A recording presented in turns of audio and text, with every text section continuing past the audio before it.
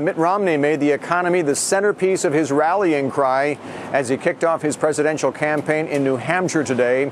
And tomorrow, of course, we'll find out if American businesses continue to make progress in what has been a positive 3 months of 200,000 plus job gains.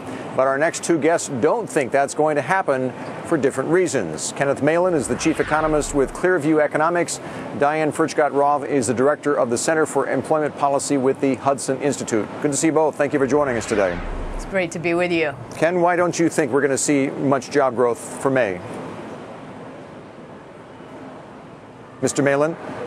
Oh, I'm sorry. I'm having trouble hearing. Why don't you believe we'll see much job growth for the month of May? Well, I think it's pretty clear that we're having more problems on the labor front versus Mississippi floods and problems with the Japanese supply chain. I think the problems are that we're seeing a continuing reluctance on the part of companies to hire for a variety of reasons. Ms. Furchtgott-Roth, you're looking at the ADP report as a clue that what we're going to see for this report. I mean, the private sector job growth has been anemic. You don't see the non-farm payrolls doing much better, I guess, huh?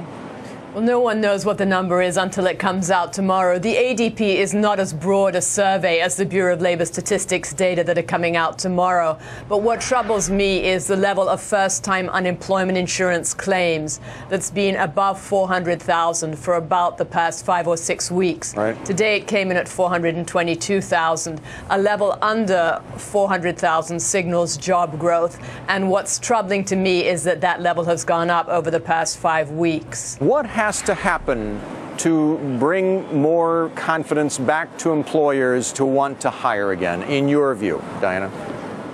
I think that there are a number of regulations that the administration has on the horizon that are preventing job hires, and a number of current regulations. Why doesn't the administration allow oil drilling to resume in the Gulf of Mexico?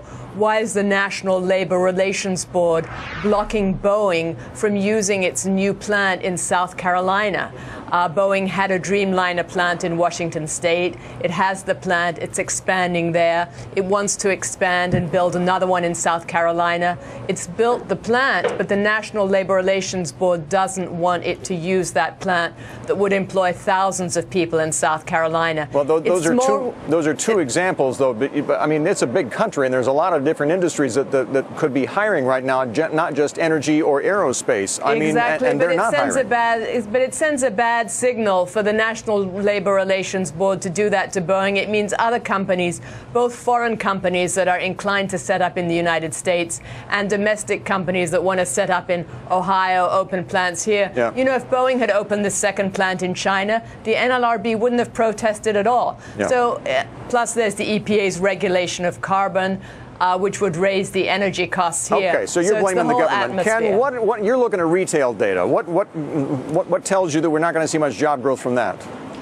Well, the problem is that we're seeing weak income growth, and that's causing consumer spending growth to be soft. And when you break down the causes of that, you find that income growth depends not only on new job generation, but also on the lengthening of the work week and increases in wage growth. And while we've seen some improvement, yes. We've seen some improvement in job growth, but the work week has been pretty flat over the last several months, and wage growth is down in the dumps. But productivity is getting better, and that usually leads to more job growth, doesn't it? Well, productivity in the short run is a substitute for jobs. In fact, companies that I asked why are they reluctant to hire, they point to a desire to increase their labor force needs just through working overtime and through productivity increases. And that's a substitute for job growth. Right. Exactly. Well, we have a global labor market, and what we need to do is have companies locate